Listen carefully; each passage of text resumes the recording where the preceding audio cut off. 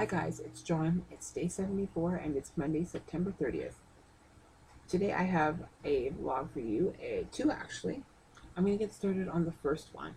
So I was watching some of my YouTube friends' videos, and turns out there's this new trend called Dear America.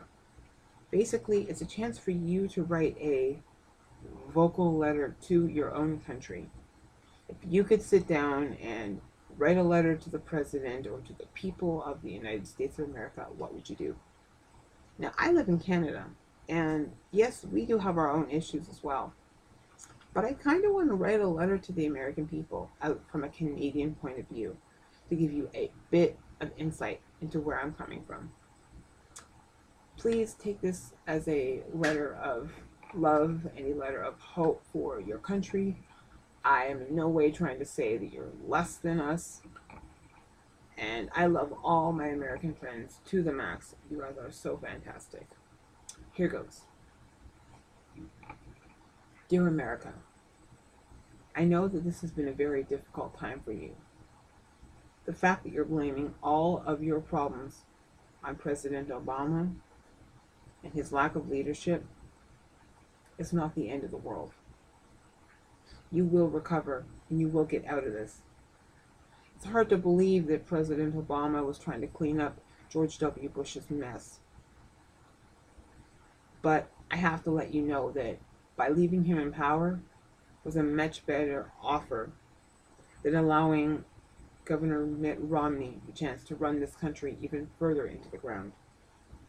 In my opinion, no matter who you select, no matter who you choose, you're still going to run the country into the ground. What I noticed is you're not allowing people to run the country that have real, wholesome integrity and that are willing to create this change. You know, running your country on this massive lead campaign that you are trying to create change and build prosperity, but on stuff you can't even deliver, that's a shame. It's difficult being a country that promotes itself as being the land of the free, the land of opportunity, and the land of equality, when a lot of those things you don't provide your own public. Having leaked that the NSA is spying on people shows just how free you actually are. The fact that regular everyday Americans are scared of the fact that people are watching them, that their phones are being tapped and their Facebooks are being profiled, it's crazy. Talk about equality. You've got so many Americans across the country who do not feel equal. People that are grossly underpaid, especially in minimum wage jobs. You only pay servers $2.15 an hour on average. In British Columbia, Canada, we have a special wage for servers at $9 an hour. Again, their tips based here as well, but all our alcohol servers make at least $9 an hour, which can help supplement the income. Our general minimum wage here in BC is $10.25 an hour to start. And even a lot of fast food companies at least give you 30 to 40 cents more than the starting minimum wage. We are a province that is heavily unionized in a lot of public sector jobs. So even jobs where I work that in the outside world would only be making minimum wage get paid a lot more. The fact is, it's all about taking care of your people and treating them equal. But on top of not paying a lot of your workers what they actually deserve, because in my opinion, $7 and some odd change is not enough to have a livable wage. Why not start trying to provide that? Companies like Trader Joe's are actually showing you can make a decent profit, provide good quality, wholesome ingredients to your customers, and pay your employees well. Costco's another example. Another thing I want to talk about is equality amongst all human beings.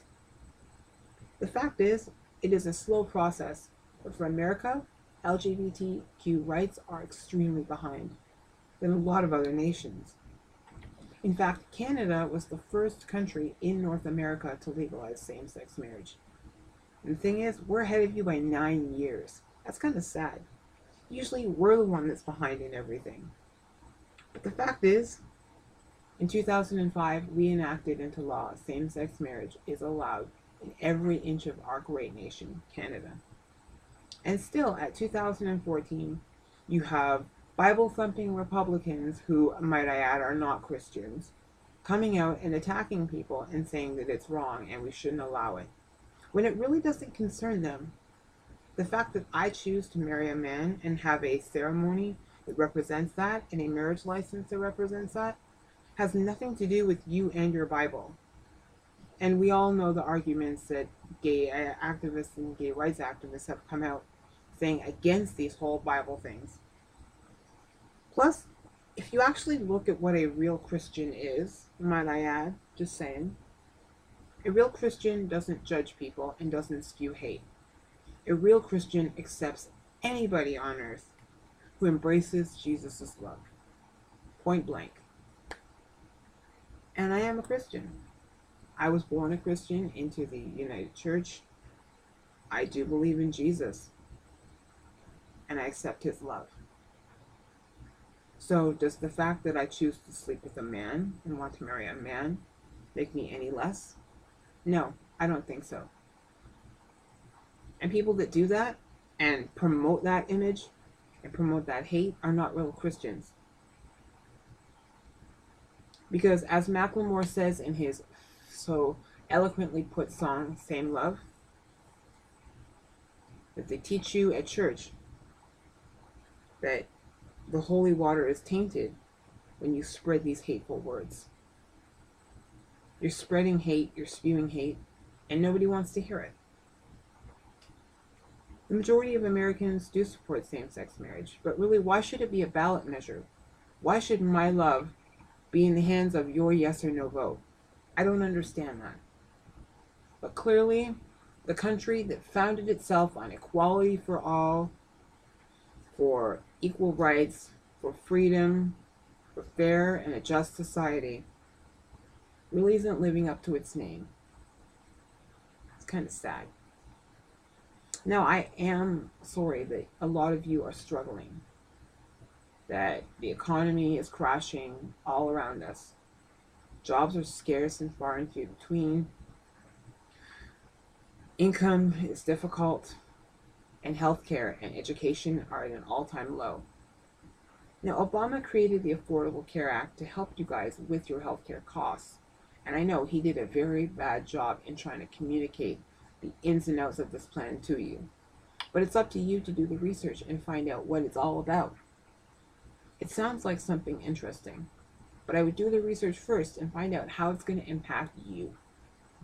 Because the last thing you need is more taxpayer dollars going to pay for something that's not even going to have a benefit to the taxpayers, right? It's your chance to stand up and fight for the country you live for, the country that you're so proud to wave that flag for, to give that Pledge of Allegiance, and every time you go to a sporting event or any type of event, sing that Star-Spangled Banner loud and proud, honey. You are an American, and that's the fact. I also wanted to mention one last thing, and I wanted to talk to you about the recent Miss America scandal. Not really a scandal, but the hate that's being spewed. These people who are so-called Christians, no, actually you don't get the right to call yourself a Christian. These hateful mongers who, when they found out Nina was crowned Miss America, started making comments on Twitter, on Facebook, all over the internet, that she's a member of Al-Qaeda, that she works at a 7-Eleven, spewing so much negative hate. Well, I just want to give my 2 cents out there to Nina.